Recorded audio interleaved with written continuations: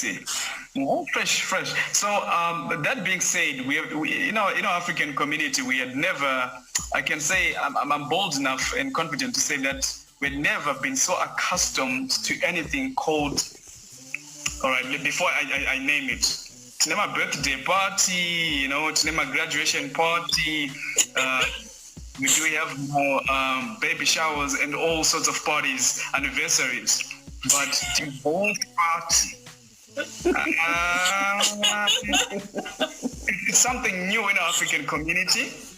And then the question is, so if somebody is celebrating that they have just divorced, or it feels like it's an emancipation of a woman, it feels like somebody has been freed, can we say, no, I want to know how much toxic, how much of a circus was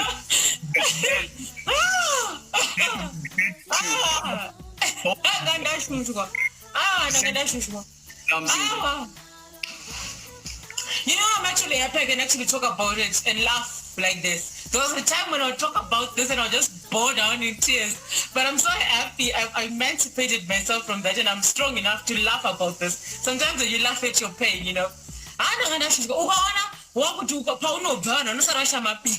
it's not I'm watching it.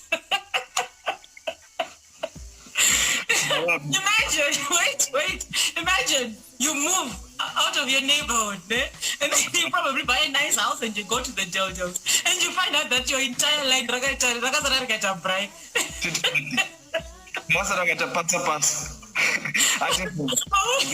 no, that should say something, right? Yeah. But friend, let me tell you, it was an emancipation, but it wasn't only divorce. I wasn't really I wasn't only celebrating my separation from my ex-husband. Yes, that's what triggered it, right? But if you follow me, or if you have heard about me, I used to be free spirit, right? But I was vulgar. I was how can I say this? I was an unpleasant person. There was a time during that whole shenanigan, I was rude. I would come out on Facebook and I would take it out on innocent people. I had my own frustrations back home. So I became an unpleasant person, and I started making bad choices. I had bad energy around me. There was a dark cloud, and I became toxic to my children. I became toxic to my friends, my job. I was literally going down because of the depression and all that. So basically, when I found peace and I managed to heal from all that, I decided to divorce myself from my old life. So I was divorcing the bad energy. I was divorcing the bad behavior. I was divorcing the bad spirit, because I was. And here's the thing, I'll come out on Facebook and teach about because that was my job. Because you've got trouble at home. The president doesn't wake up in the morning and say, my president, so I'm not going to be your president today.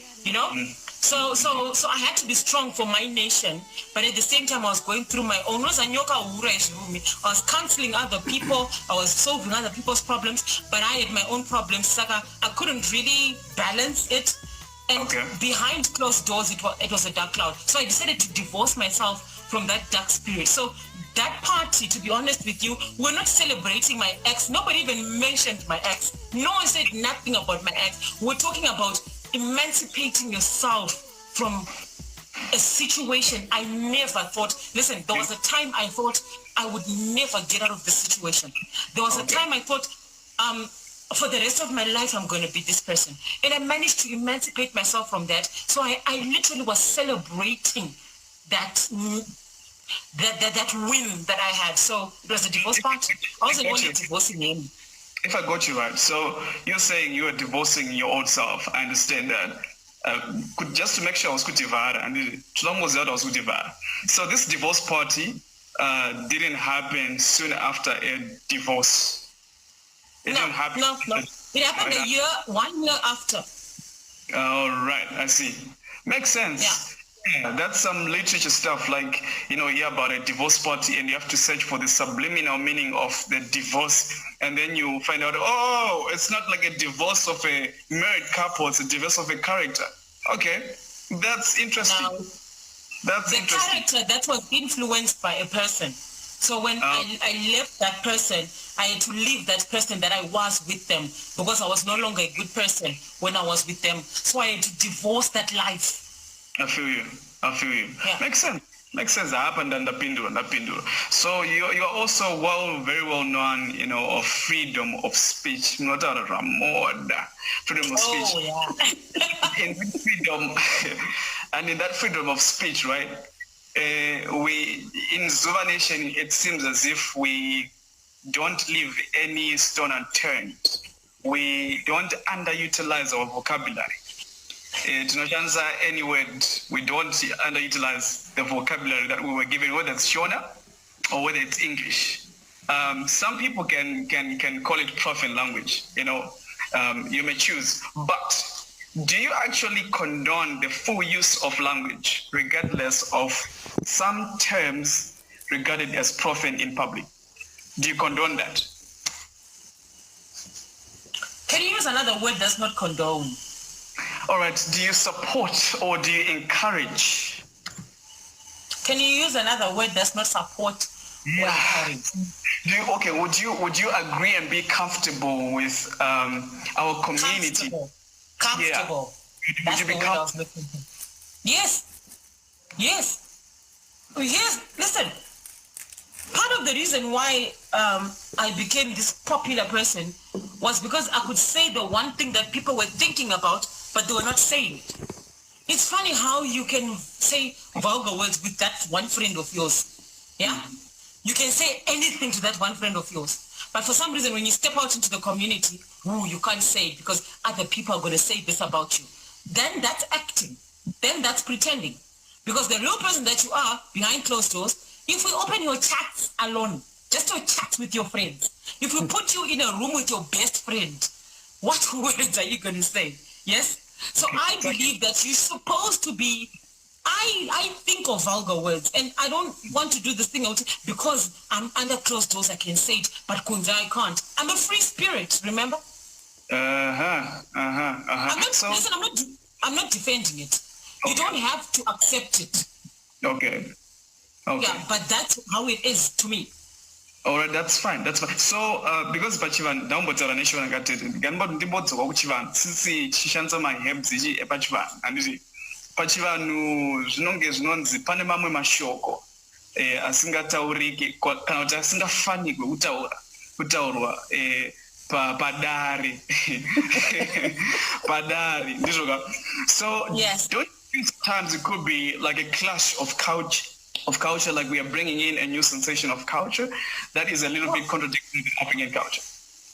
Well, it's sad, not necessarily sad, but because the public has put me somewhere there, I kind of have to take a bachi and behave like a person who is somewhere there. It's unfortunate that I can't say those words anymore because of the new person that I am becoming.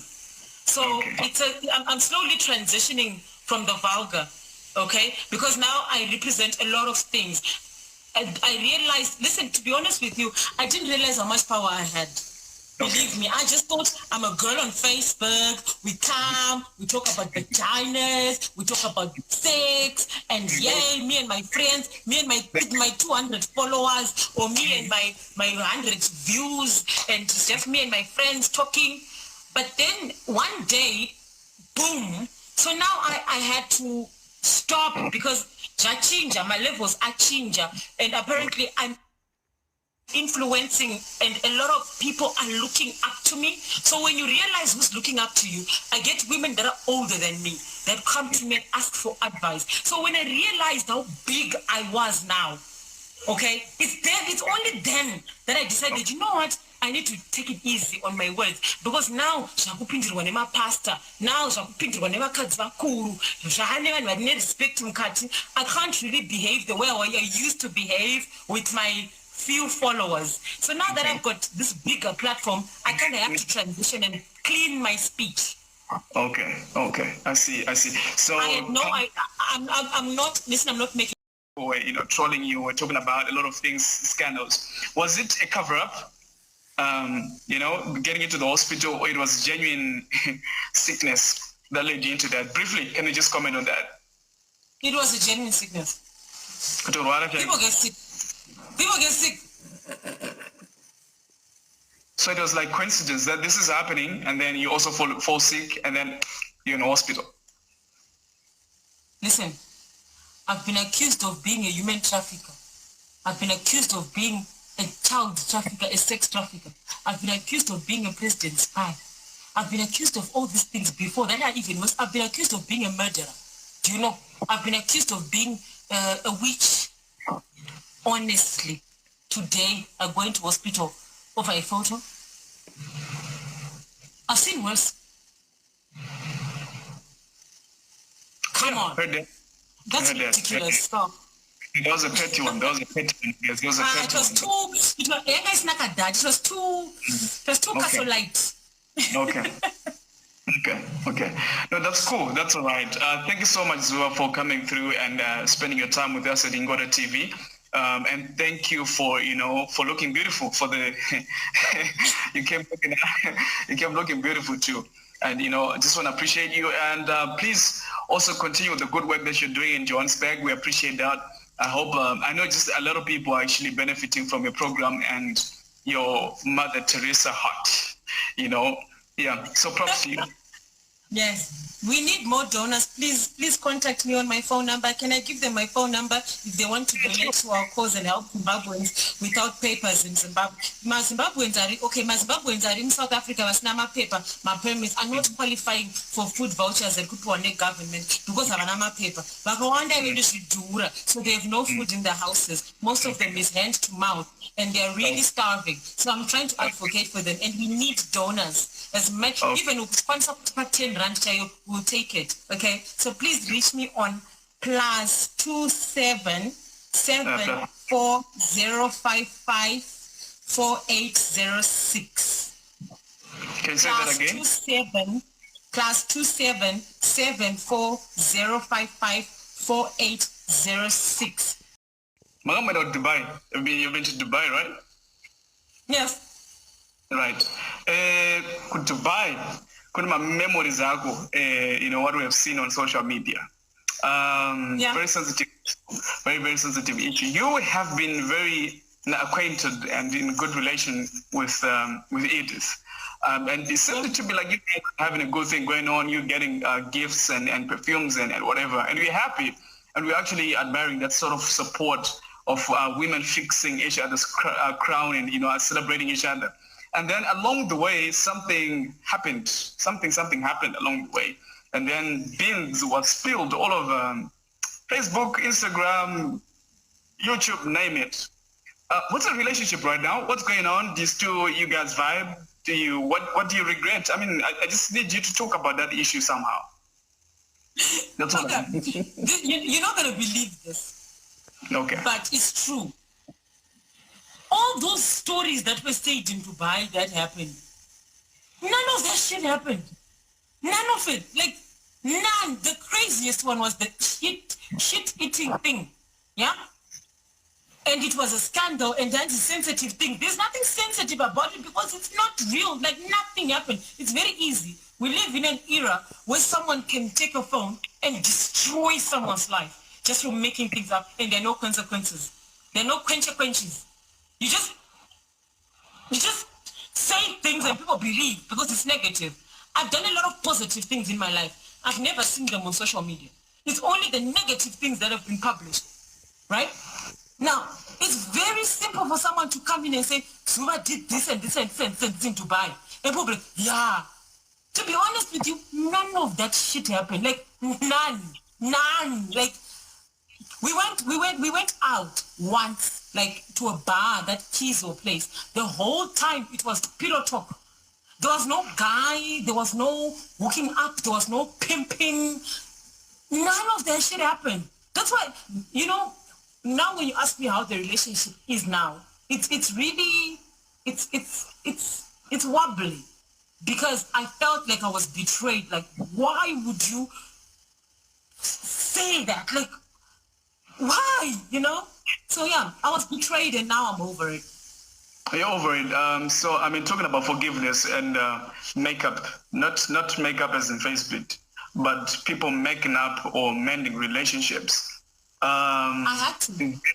Is there any? That was the only way for me to heal. I had to forgive so that I let it go. But then what it did to my brand at that time, remember my brand was slowly, and when I associated myself with that, I forgot that when you inherit a friend, you inherit their enemies. I remember that right? statement. Yeah. Now, their enemies then, oh, so you two are now a thingy. So whatever accusations that she was being accused of, they kind of just, with me,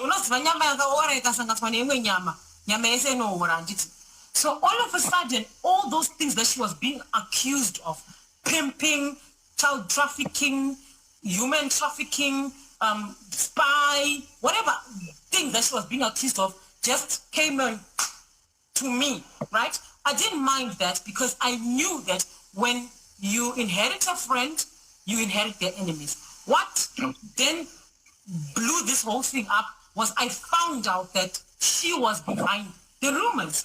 And I would say, but you know the truth. Why would you?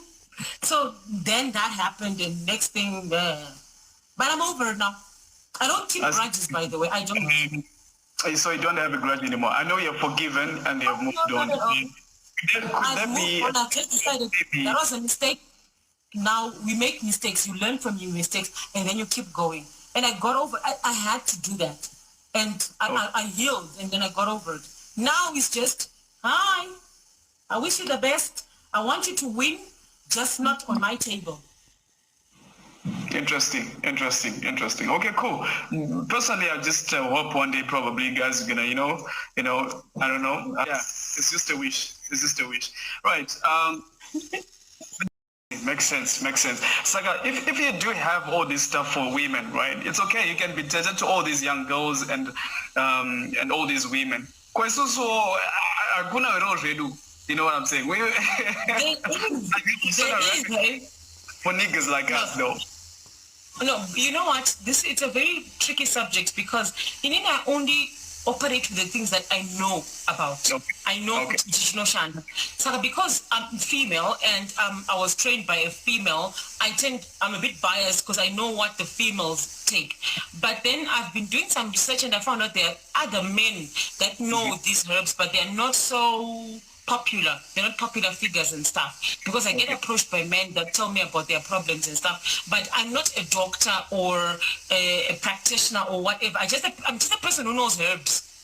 Okay. All right. So now, I've decided to do more research on men's products and and check with the guys because there's a company that's opening, the Wombarume. Wombarume deals with herbs for men, sexually, immune system, everything, sugar, prostate cancer, and all that. So they approached me and they said that they want me to advertise for them. So I'm still doing my research on them because I don't want people to get medicine under the name Zuva Habane and things go wrong and they'll say Zuva Mishonga Yaki. Okay. So I want to disassociate myself with that product. But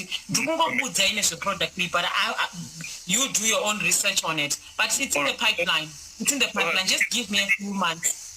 Can you say in the future probably you're going to have another social media page emerging like Uncle Zuva Habane? I'm actually working on finding Urban Uncle. I'm still doing interviews and stuff. If I find Urban Uncle, I'll be doing my life now, Urban Uncle. Urban Uncle. Fresh. That'll be a fresh deal, though. And as beautiful as you are, Zuva Habane, let's talk about the current. We're going to talk about the past later on. But currently, are you married? Are you seeing somebody?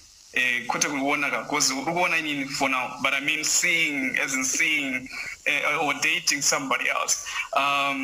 And what's going on? Do you have kids? Okay, the first part of your question, this is the part I leave you guys in suspense and I'll just say pass. I am allowed one pass. That's not okay though. That's not fair, though. You need to disclose some of this information. You said yourself that you're actually an outspoken person. You come, on social media and you say anything. So preach your word. I mean, practice your word. Well, as much as I want to be a free spirit and I can say anything, my mother told me something. You can do whatever you want as long as you don't harm the next person or you don't inconvenience the next person. Now, with my experience, social media, they tend to go after people I'm associated with. So I have just decided to protect those people in my circles, my family, my friends. Where are we protecting here? Where are we protecting, to be specific? Pass.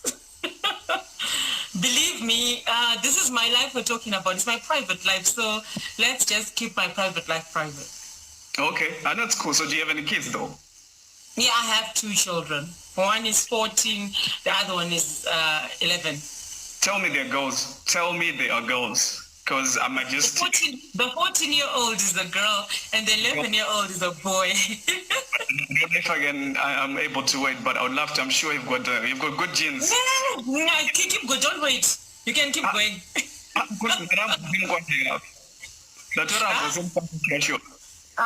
No, such a sugar daddy.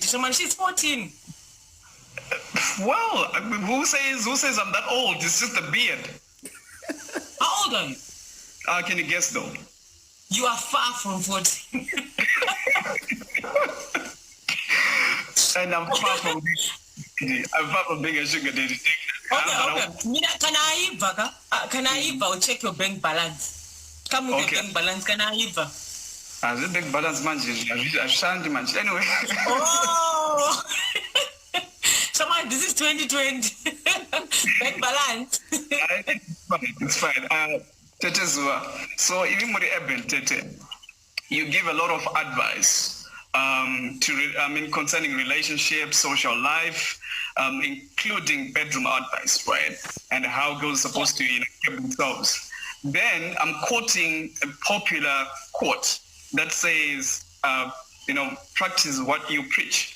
So does this mean that all this advice, all these things that you come out on social media and talk about, or this advice that you give to young people, it has actually worked for you? Can we say that you are sorted in all these areas? Like if we're looking, we're gonna tick, green ticks in all these boxes? Yes. Wow, what a confident answer. Like sorted like that. Of course. I have feedback. That's how I know. Nice. Yeah. So that this is not a mere talk, it's just not a mere advice. It's actually life that you live. The reason, listen, my life is a lesson to another person. I always take my personal experiences and turn them into lessons and teach younger people. Try this, try that. I'm not 100%. I'm not perfect. Understand this. I'm not perfect. Maybe one man's meat is another man's poison. Maybe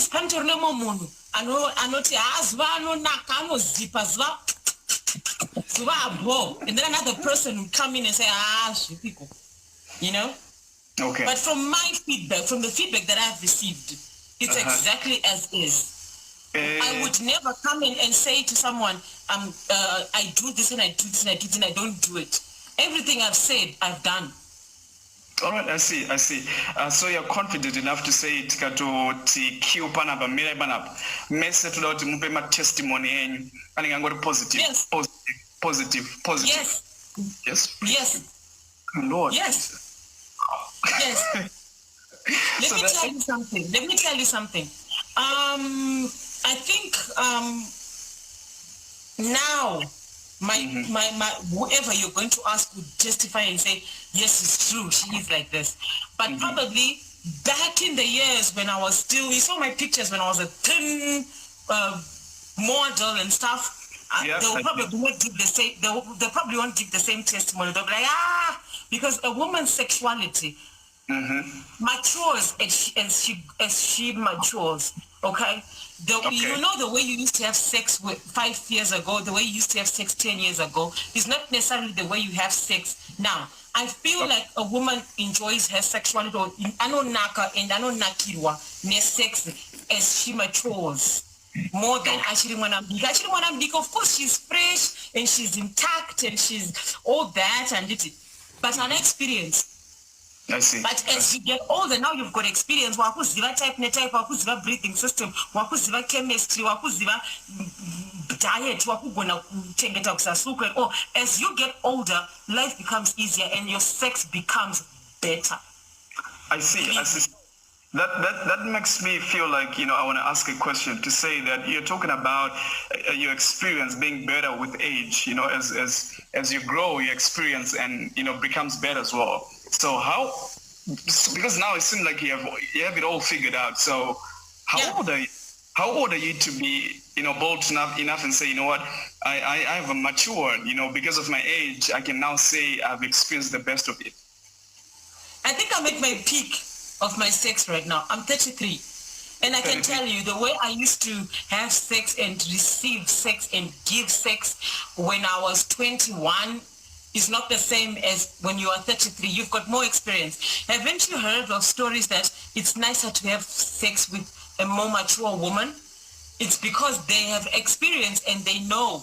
They're not it's not some undiscovered land. They know exactly what they want, so they're confident enough to tell you you're doing it the wrong way. Don't touch this boob. There's no feeling in this boob, but you know what sport, 10 right, 10 left. They're confident enough to tell you and let you know if you're doing a good job or not. With most young girls, they have sex to impress. Mature women have sex to enjoy. And communicate. And then there's communication there. Yes, confidence and communication grows as you grow. So I have no doubt in my mind that I'm as good as honey right now. By the way, if we do have any 10-year-olds, 9-year-olds that happen to have Instagram accounts and on this live, please go and sleep. You're supposed to say that in the beginning of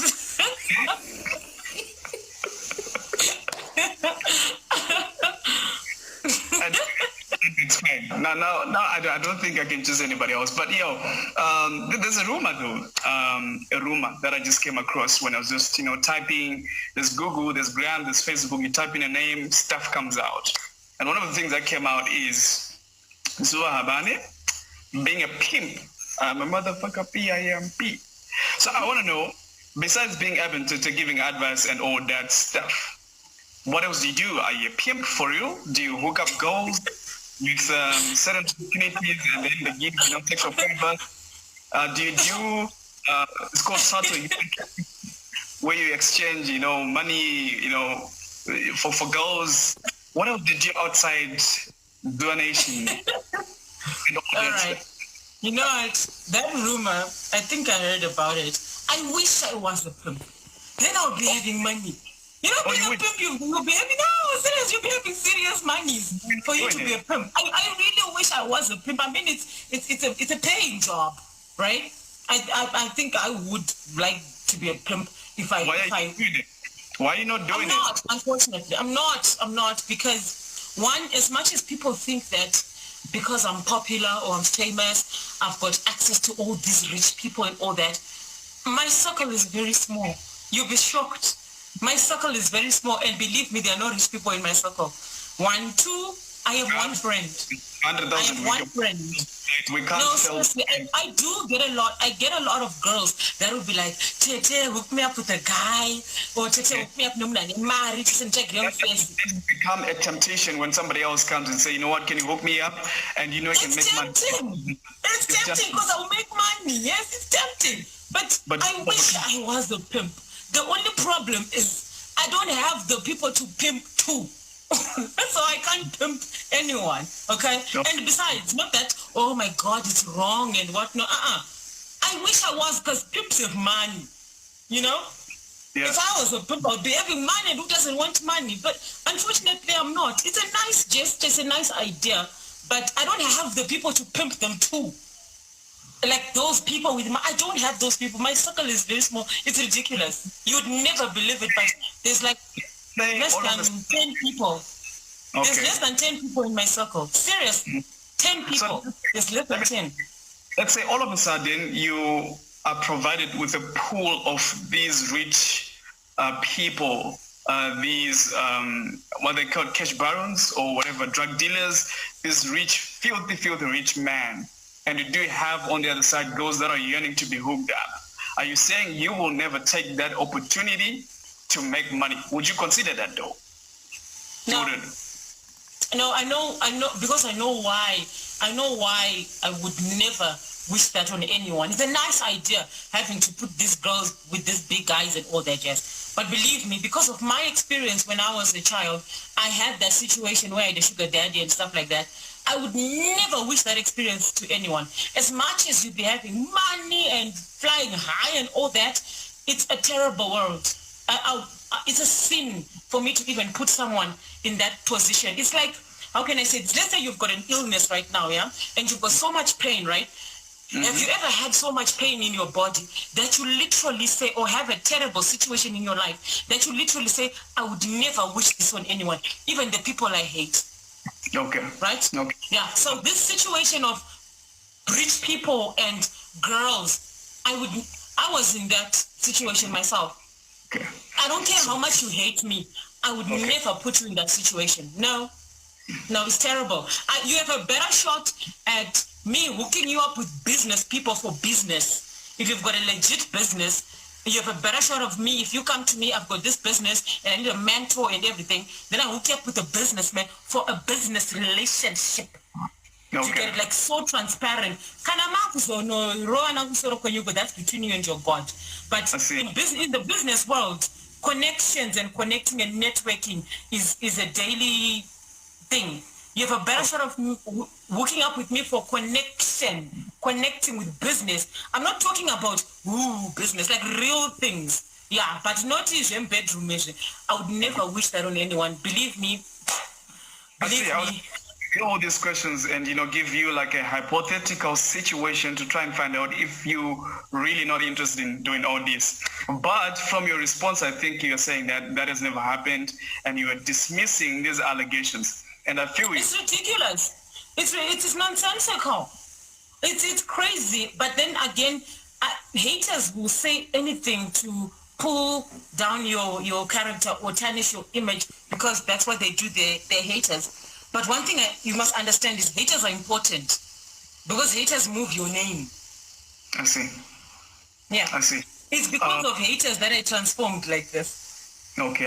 Ndafunga point about nonsensical is a jawbreaker, because somebody called Faye in the comment section said, I love how you speak English. And one celebrity,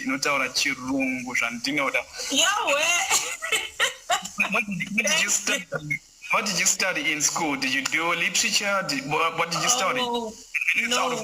Let me tell you, I just went to school, Form 4.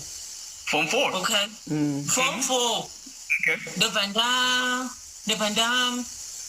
Then I took my course, and then I came to South Africa and I made a plan. I don't have that education. But I guess because I went to what we call A schools back home, I think that's why I picked it up. And my family and people that have been around, thank goodness I'm surrounded by learned people. So I think that's why I just pick up all that. It just rubs off. Which high school is that? I went to Stanley Primary School. But believe me, all this, the way I'm talking right now, has got nothing to do with my school. It's got everything to do with the company that I surround myself with. I literally hang out with people that are better than me, that are richer than me, that are more successful than me, so that they push me kutindi, right? So. Yeah. I mean, you don't run out of words or expressions. You express yourself in a very unique way. It's a compliment, by the way. Thank you. Thank you. So, besides this movement, Eben Tete, what else? Do you do anything else like business outside this whole movement? Of course, my God, what don't I do? You can say I'm a jack of all trades. Okay. All right, my day job. I have a day job. Okay. I'm a fashion buyer. Okay. Fashion. I work for a company that supplies the South African market with clothes. So it entitles us to travel around the world, and we have trend forecasters. We go to the fashion world and then we see what's going to trend. You know how it is in America. Americans wait first, the French wait first, Europeans and Americans wait first. By the time it reaches us, it's like, ooh, but then the Americans be like, we wore that last year. So our job as trend forecasters is to go and see what's coming in fashion and stuff, and then we set the trends in Africa. So that's why I'm always all over the world like that, because it's just that's my day job.